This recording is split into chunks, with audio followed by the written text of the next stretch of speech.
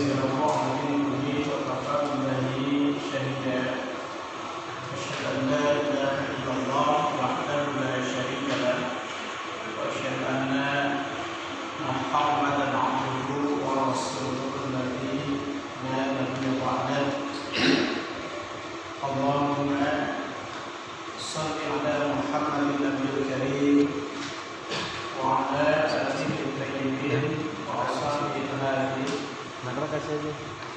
ومن تبعهم بإحسان إلى يوم الدين. Alhamdulillah, segala puji bagi Allah Subhanahu wa Ta'ala, dan semoga salawat serta salam senantiasa tercurah kepada Nabi Muhammad SAW, dan keluarganya, para sahabatnya dan umatnya sampai hari kemudian. Bismillahirrahmanirrahim. Kita khususnya bangsa Indonesia dalam perjalanan waktu 4 bulan lebih ya, harus berada dalam suasana yang tidak normal, sehingga suasana yang tidak normal akibat dari COVID-19 atau COVID-19 yang melanda seluruh dunia. Dari informasi yang dapat kita akses, tidak kurang dari 213 negara ini kena wabah COVID-19 ini, dengan jumlah korban yang bervariatif, baik berkaitan dengan yang terinfeksi atau juga yang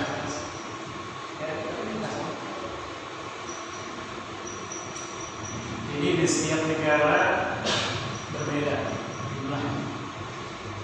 Ada yang masuk kepada kategori terparah, termasuk konon Amerika, kemudian Italia, itu cukup luar biasa. Dan ada yang hanya bisa dihitung dengan jari, bahkan ada yang tidak kena imbas. Dan hal ini cukup menghancurkan atau meluluh lantakkan sendi-sendi kehidupan manusia, baik menyangkut ranah politik, ranah sosial, ranah ekonomi, ranah budaya, bahkan mempengaruhi ranah ibadah.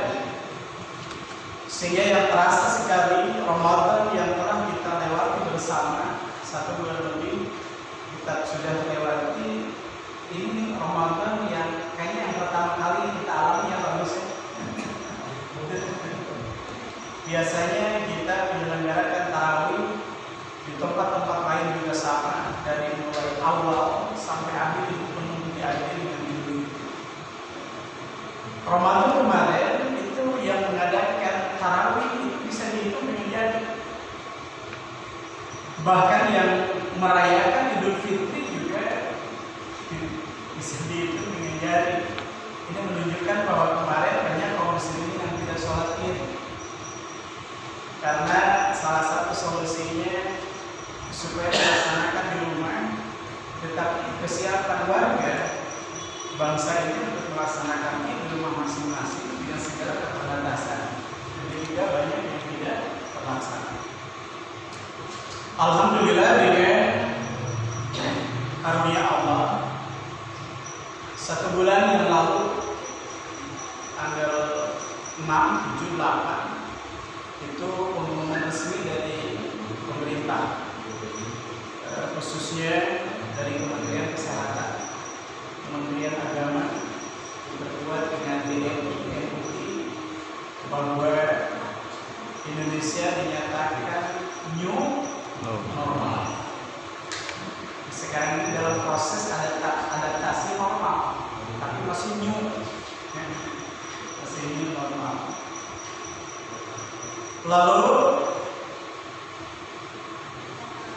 tempat ibadah dibuka kembali untuk melaksanakan kegiatan berkaitan dengan sholat berjamaah, kegiatan-kegiatan ibadah yang lain, kajian-kajian, tapi protokol kesehatan itu juga tidak boleh dilupakan. Di tempat-tempat tertentu yang masuk pada zona merah itu masih pakai masker, kemudian cuci tangan, jaga jarak, apalagi jaga hati, dan lain sebagainya. Nah, mudah-mudahan wabah ini segera dipulihkan oleh Allah Subhanahu wa Ta'ala sehingga kita kembali kepada suasana normal.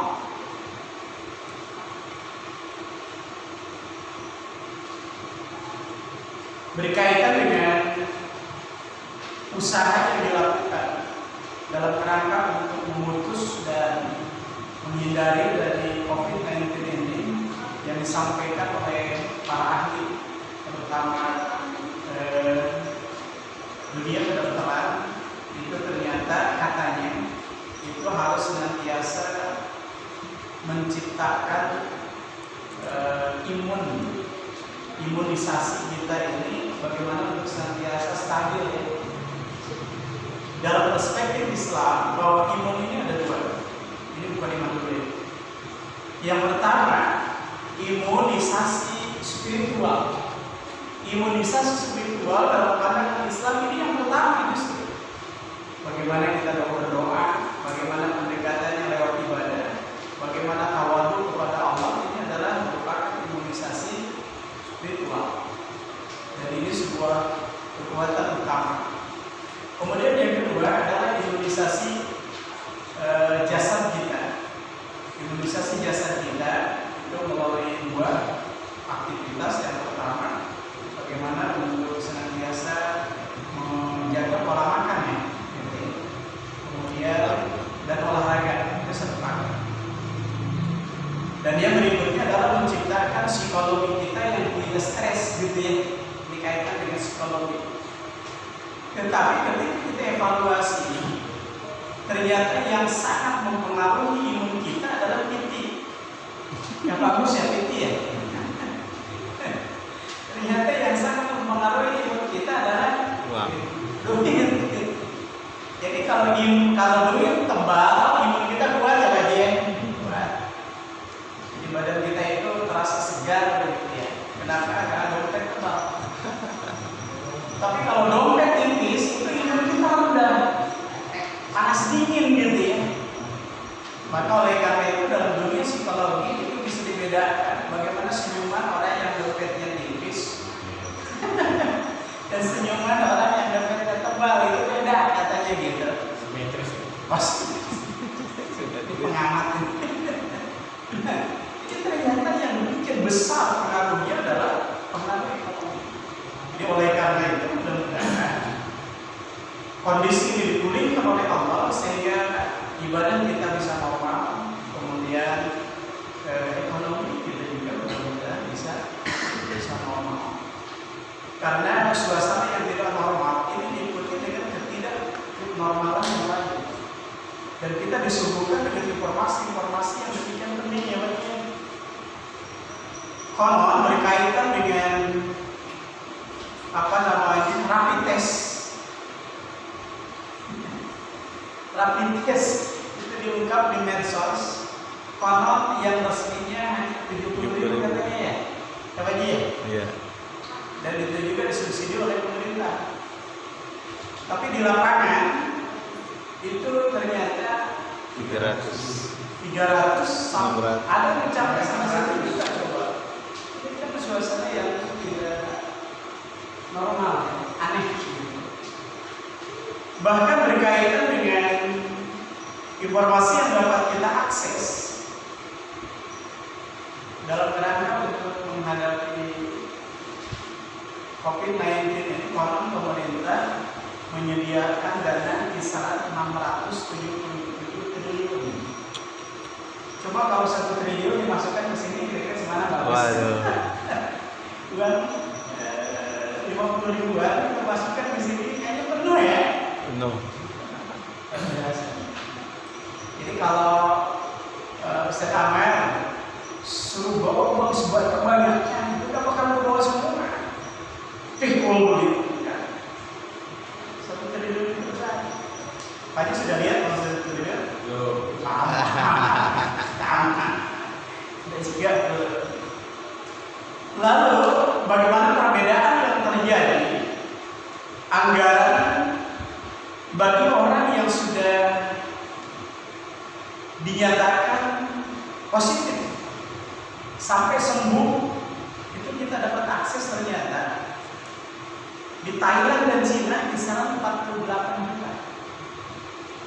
48 juta dari awal sampai selesai sampai dinyatakan sehat. Singapura antara 61 sampai 82 juta. Di Indonesia aneh. Konon antara 105 sampai 115 juta. Ini malah alam. Ya anggaran.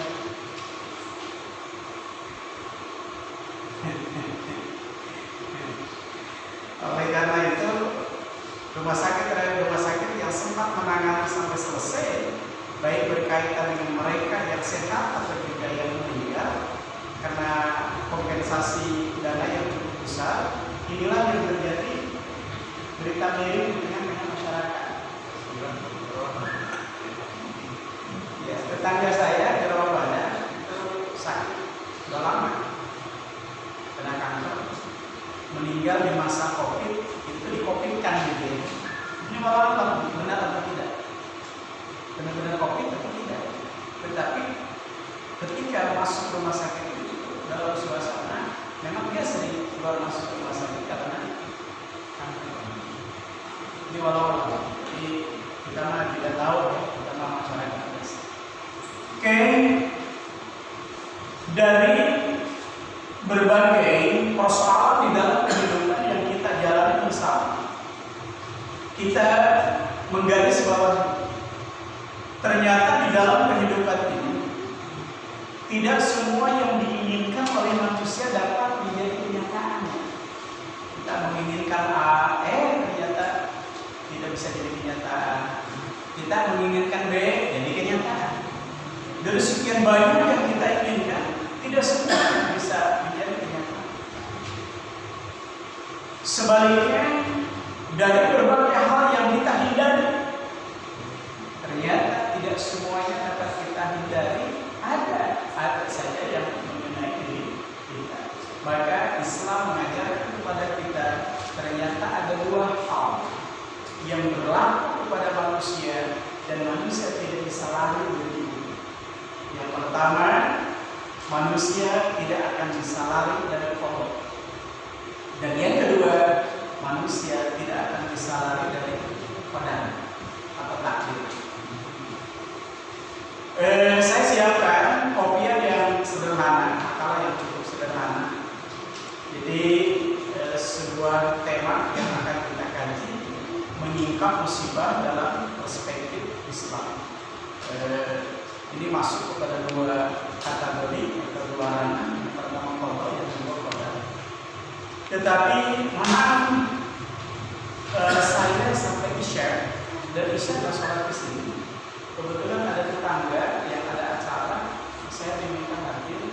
Ini kaitan dengan hak terhadap tetangga, jadi saya bisa diminta ke sana menghadiri. Jadi oleh karena itu mohon izin, nanti setelah masuk bisa, jadi saya mohon izin. Jadi nggak bisa di sini karena dengan kesini juga sudah jadi. Lalu tetangga sebelah juga ada acara, tidak koordinasi dengan kita sebelumnya, sehingga hak tetangga juga perlu kita perhatikan. Mungkin yang akan kita bahas pada kesempatan yang singkat ini bisa langsung menjadi sedikit, hanya 1 poin. Musibah dalam perspektif Islam merupakan qada sebagai ujian bagi manusia. Jadi ketika musibah, walaupun ketika kita baca sebenarnya yang masuk kepada ranah demikian tidak tidak selalu yang tidak diinginkan. Allah Subhanahu wa taala menjelaskan di dalam ayat yang lain, saya kutip dulu. Kata Allah, wa balawnahum bisyarri wal khairi fitnah. Jadi Allah akan menguji manusia, ini bentuk qada ini, bisyar, dengan sesuatu yang buruk. Sesuatu yang buruk itu sesuatu yang tidak diinginkan oleh manusia. Kemudian wal khair, dan yang diinginkan. Contoh dalam kehidupan kita. Kita sehat itu diinginkan. Setiap di antara kita menginginkan sehat. Ternyata sehat adalah ujian. Sakit sudah jelas ujian. Nah, berkaitan dengan ranah qada ini, manusia tidak bisa menolak. Ya. Pak Agus itu dulu muda ya. Sekarang masih muda, Bagus. Perasaan Pak Agus sekarang masih muda. Tapi saya ketika Pak Agus menyatakan muda, di belakangnya ada cucu. Maka dipanggil kakek dari belakang. Jadi orang tua setelah tua sekali sampai kepada rumah itu adalah kodok. Manusia tidak menginginkan hal itu terjadi, tetapi itu merupakan sesuatu yang manusia tidak bisa menghindari. Gitu. Nah, surah Al-Hadid surah 57 ayat yang ke-22 dan 3 Allah menjelaskan, ma asaba min musibatin fil ardi wala fi anfusikum. Ma asaba, tidak ada suatu musibah. Bahasa Al-Quran atau bahasa hadis ketika disebut musibah konotasinya negatif. Jadi hal-hal yang tidak diinginkan. Ma asaba, tidak ada suatu musibah. Dan musibah itu dari suatu musibah yang tidak diinginkan oleh manusia. Fil ardi, lalu menimpa alam. Misalnya manusia dengan alam ini ingin bersahabat, angin sepoi-sepoi, kan enak gitu ya. Angin berubah menjadi angin ribut, jadi anginnya ribut gitu ya. Segala diangkat, segala diterbangkan, ini jadi malapetaka. Maka musibah berkaitan dengan alam. Angin yang biasanya tenang santai ini berubah. Jadi angin ribut, angin tornado, angin apa lagi? Puting beliung, angin apa lagi? Masuk angin. Angin itu jangan dianggap sepele. Kalau angin sudah masuk, dalam diri kita, itu persoalan itu. Angin duduknya angin itu masalah. Keluar angin, masalah. Masuk angin, masalah. Mending masuk angin atau keluar angin?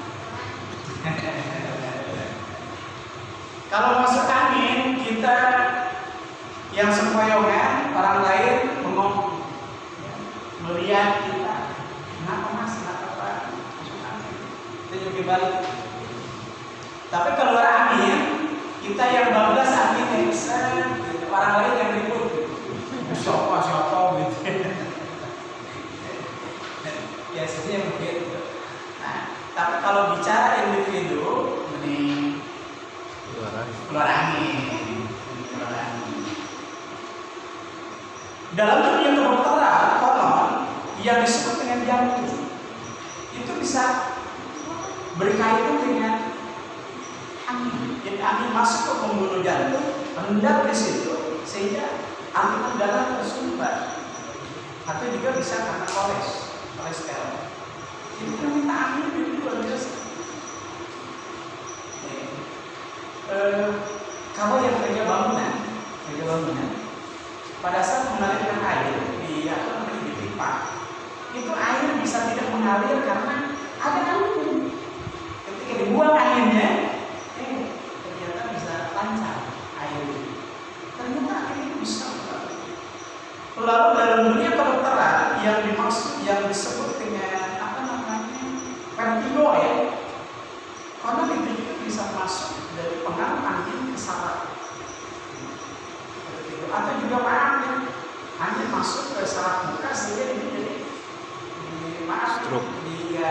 stabil, jadi menyon gitu, itu bisa pertanyaan itu masuk ke syarat iman.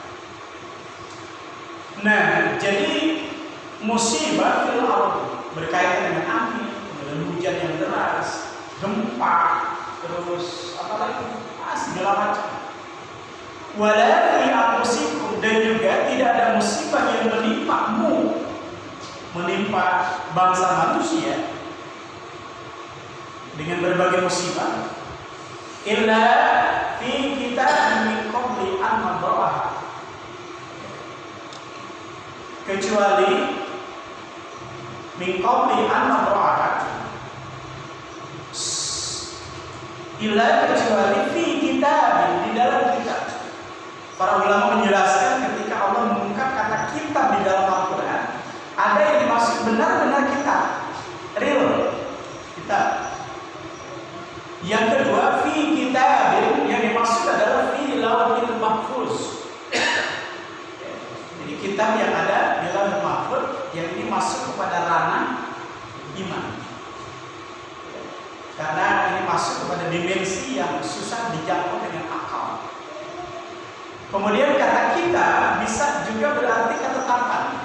Sebuah ketetapan hukum yang diberlakukan oleh Allah, ini juga bisa dimaknai kita. Lalu fi kitab min qabli an nabraha, tercatat di dalam kitab, yang dimaksud adalah lauhul mahfuz min qabli an nabraha, sebelum hal itu terjadi.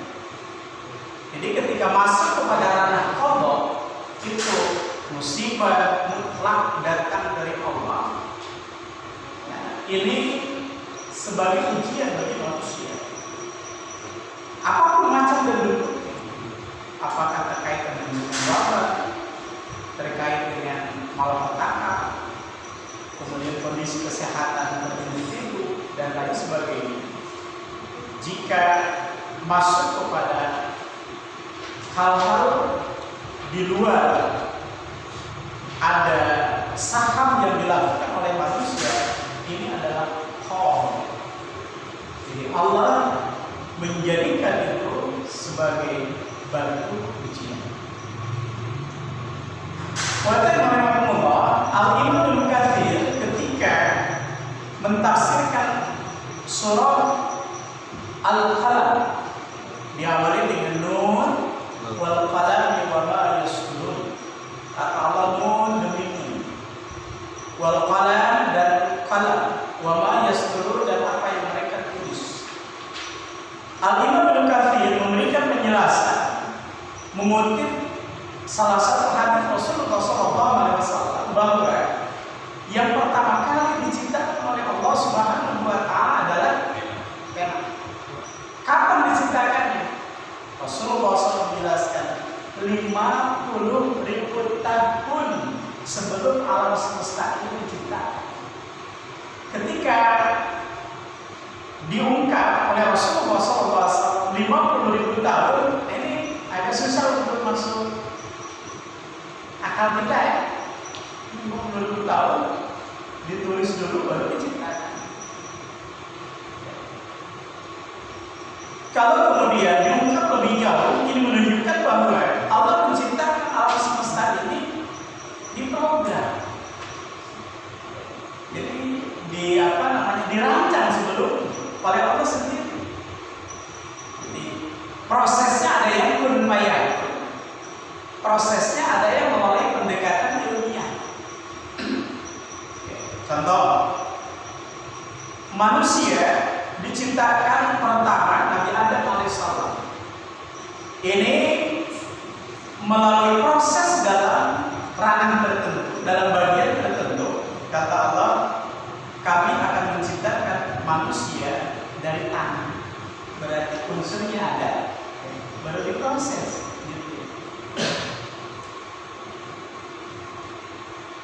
Saya sudah cerita belum tentang proses penciptaan manusia?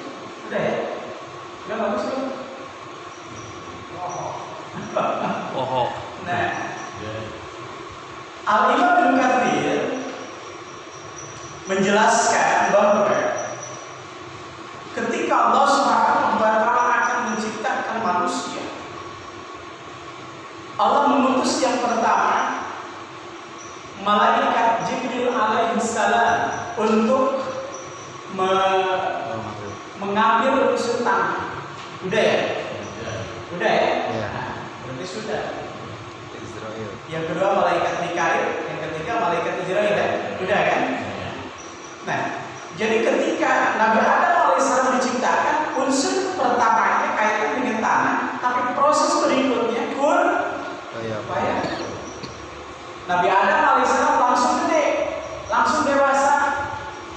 Jadi diciptakan tidak bayi dulu. Kenapa tidak bayi dulu?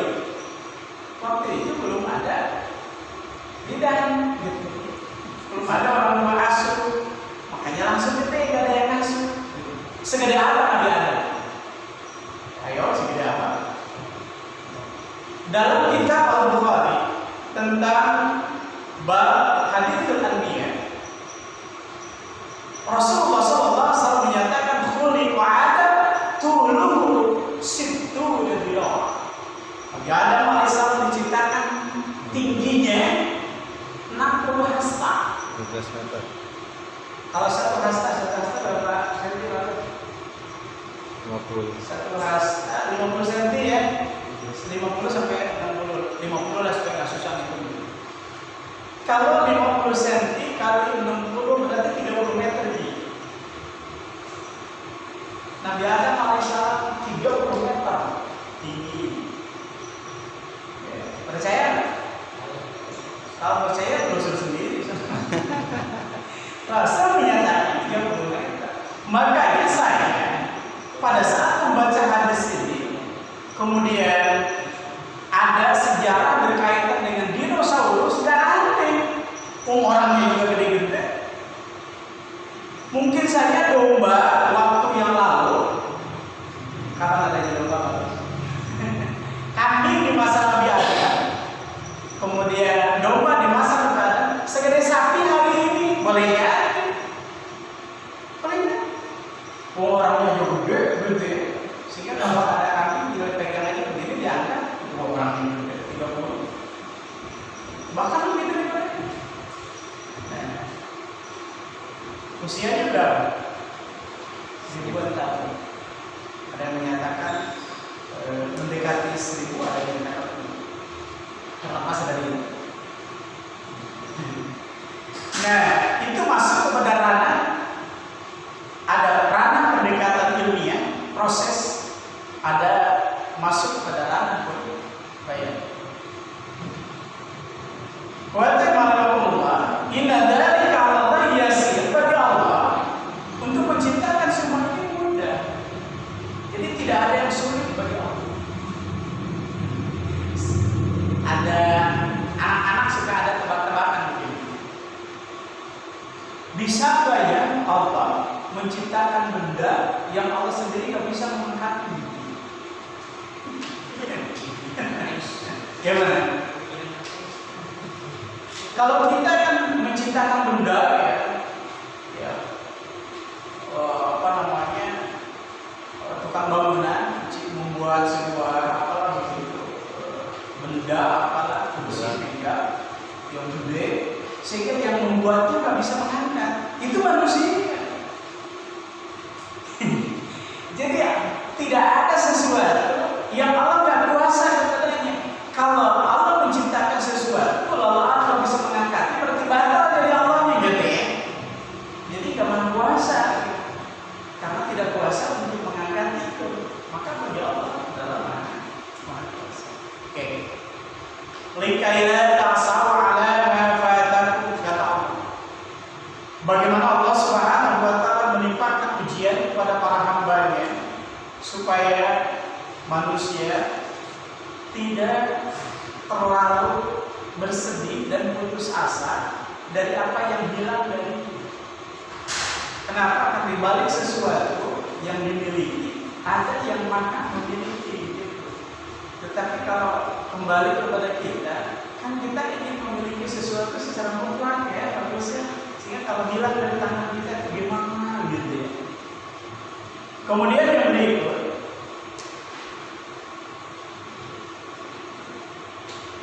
wala tafrahu bima atakum, dan juga dengan apa yang didapat.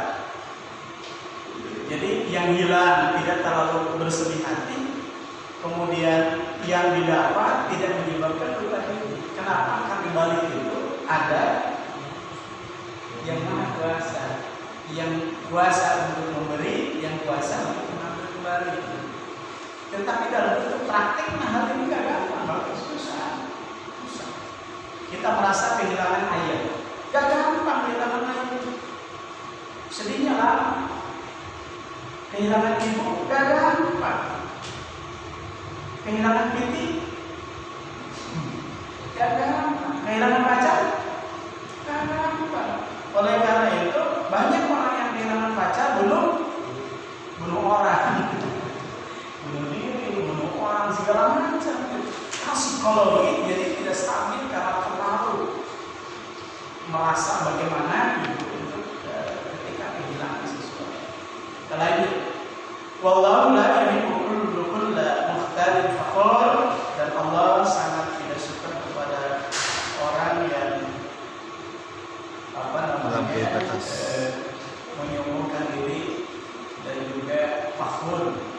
Mukhtal itu melewati batas, fakhur itu apa ya? Fakhur sebenarnya bisa berarti juga lupa diri, menyombongkan diri. Kita lanjut. Ayat yang berikutnya surah Al-Baqarah ayat 2 155 157 sudah sering dibahas. Saya ungkap intinya. Kalau begitu, qadha diturunkan oleh Allah bagi manusia buat apa? Oke. Buat apa qadha? Hal-hal yang tidak diinginkan oleh manusia khususnya ditimpakan kepada manusia. Ternyata ini adalah merupakan seleksi ilahi bagi manusia.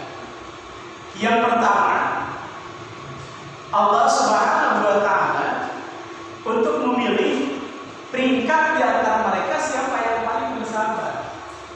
Karena ketika manusia diuji dengan yang tidak diinginkan, ada manusia yang sangat sabar, ada manusia yang kurang sabar, ada manusia yang tidak sabar, ada manusia yang ngambek gitu. Jadi tingkatan manusia menyambut kesabaran ini bertingkat-tingkat. Maka kata Allah, alladzina idza asabat musibah qalu inna lillahi wa inna ilaihi raji'un. Lalu bagi mereka yang bersabar, alaihim salawat, Allah Subhanahu wa Ta'ala akan menurunkan karunia. Apa yang dimaksud dengan karunia? Karunia bisa berarti kedudukan, bisa berarti kemuliaan. Kedudukan dan kemuliaan adalah sesuatu yang diinginkan oleh manusia. Nah, kalau kita hubungkan dengan dunia pendidikan, pada saat manusia ingin naik kelas, pasti ada ujian. Ini mau ujian 2 tapi pengen naik kelas gitu ya, atau omongan gitu. Nah, berubah jenjang dari SD ke SMP, Tanawiyah, dari Salawiyah ke Aliyah, SMU, itu harus ada ujian.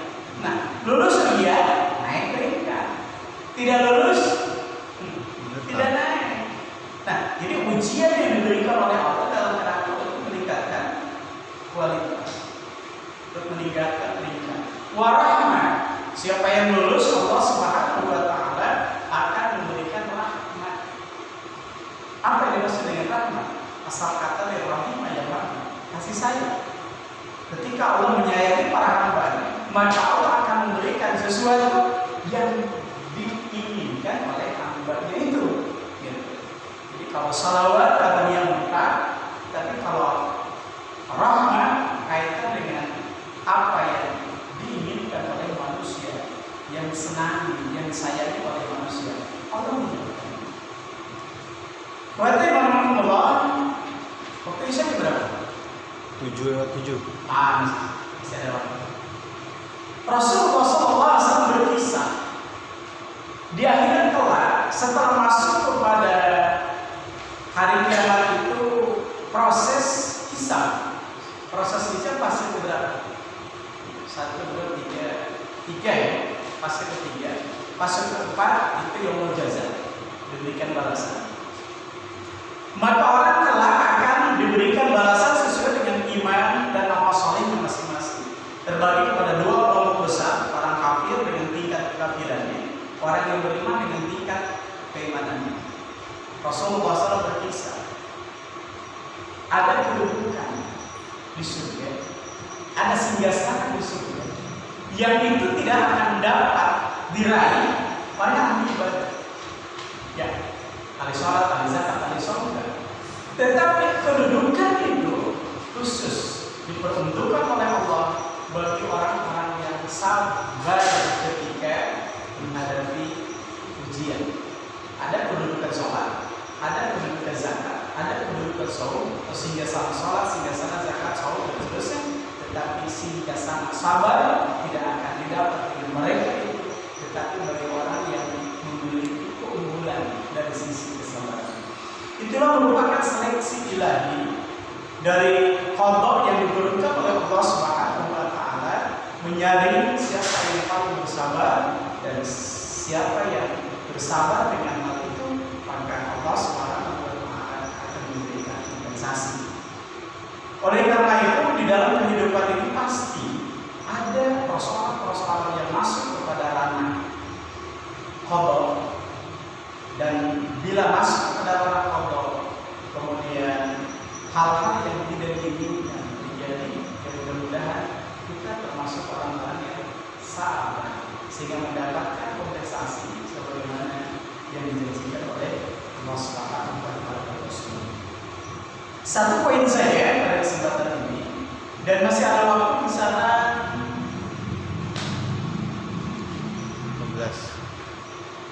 15 menit. Monggo kita berdialog.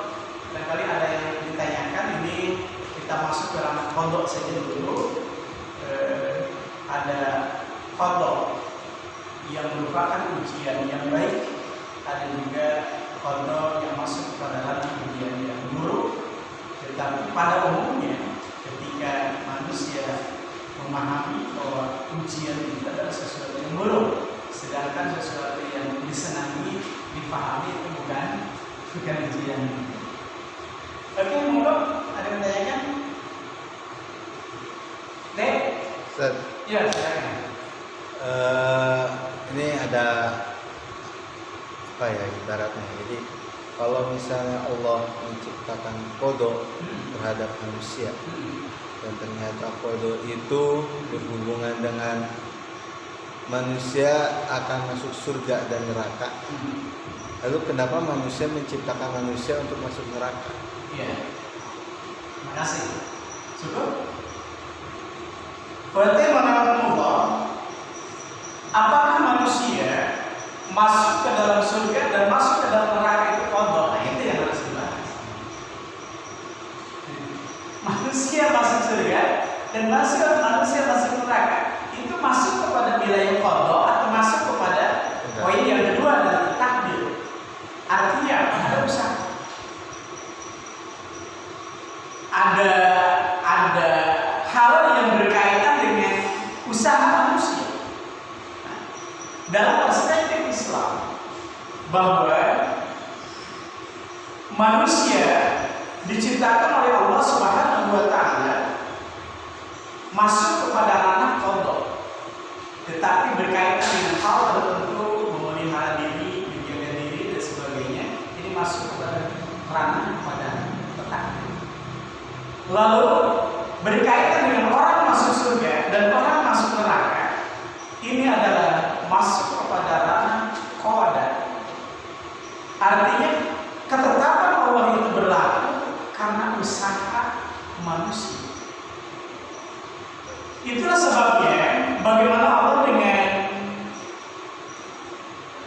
maha rahmatnya, maha rahimnya, manusia memberikan jasa. Bahkan si jasa ini bisa melihat, bisa mendengar, bisa berpikir. Nah, dalam kerangka menjalani kehidupan manusia, maka dengan melihat, dengan mendengar, dengan berpikir, manusia bisa memilih mana yang baik di dunia, menu yang buruk di dunia.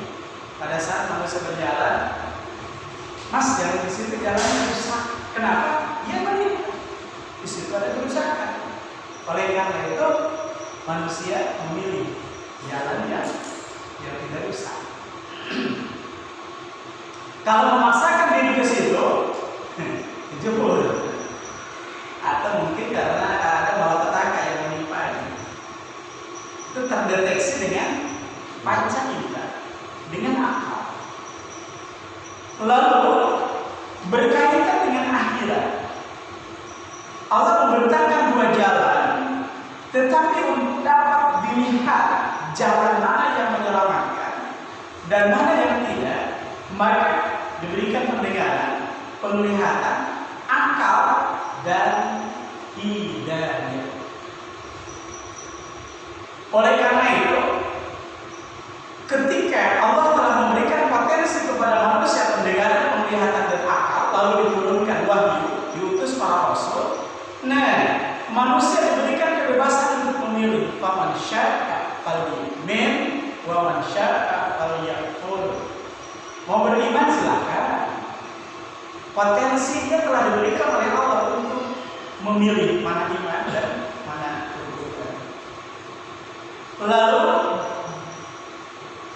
kalau kemudian ingin beriman, diberikan jalannya oleh Allah, diberikan tuntunan. Tapi siapa yang memilih jalan kekufuran, dijelaskan juga jalannya. Inilah perbuatan-perbuatan kufur, inilah jalan-jalan yang kufur. Dan ketahuilah tidak ada dari jalan kekufuran kecuali setan di dalamnya ada. Maka ujung dari sebuah kekufuran adalah kebinasaan. Lalu jalan kebaikan dijelaskan oleh Allah, tantangan di tangannya luar biasa. Bahwa tidak ada dari satu jalan kecuali di situ ada ujian. Tapi siapa yang lulus ujian dari ujian, maka ujungnya akan mendapatkan kemuliaan. Nah, jadi pada akhirnya orang itu masuk surga dan orang itu masuk neraka, pilihannya sendiri. Maka ketika nanti dikumpulkan oleh Allah di akhirat kelak, orang-orang yang kafir itu ditanya oleh Allah Subhanahu wa taala, "Alam ya'tikum nadhir?" Bukankah kami telah menurunkan peringatan kepadamu? yakni wahyu. Bukankah kami telah mengutus Rasul kepadamu? Bukankah kami telah memberikan pendengaran, penglihatan, dan akal kepadamu? Mereka menyatakan, bala, benar ya Allah. Akan tetapi kami kufur. Jadi pada saat manusia dikumpulkan, menyadari bahwa kekufuran bukan dikehendaki oleh Allah. Manusia masuk neraka bukan dikehendaki oleh Allah, tetapi kehendaknya sendiri. Maka oleh karena itu, bahwa orang yang masuk neraka dan orang yang masuk neraka surga adalah pilihan, tidak masuk kepada ranah qada, tetapi masuk kepada ranah takdir. Sebab ketika manusia masuk ke dalam surga dan masuk neraka, itu qada dari Allah, ketetapan mutlak dari Allah. Nanti yang masuk neraka protes. Protes. Ya Allah, kenapa Engkau ciptakan kami untuk masuk ke dalam neraka? Padahal lebih enak untuk diciptakan masuk ke dalam surga. Jadi kalau begitu, maka ujung si pembuat kebijakan yang salah adalah Allah. Jadi kenapa masuk surga mas? Takdir. Masuk neraka? Takdir. Ini takdir gak beres. Manusia nanti banyak demo di akhirat. Kenapa? Karena kebijakannya salah. Maka Allah tidak menentukan itu. Silakan pilih jalan yang lurus, pilih jalan yang menyimpang. Siapa yang menempuh ini selamat, siapa yang menempuh ini binasa. Jadi Allah memberikan binasa. Berarti Allah sampai di sini dulu ya. Mohon izin. Jadi saya ada acara di tetangga yang saya berdiri dan ini bisa dilanjut ya pada kesempatan yang akan datang. Ini bagaimana hal-hal yang masuk kepada ranah takdir. Jadi pada satu poin kita masuk kepada Demikian Bapak sampaikan, saya Edi. Subhanallah wa bihamdihi, asyhadu an la ilaha illa anta, astaghfiruka wa atubu ilaik. Walhamdulillahirabbil alamin. Assalamualaikum warahmatullahi wabarakatuh.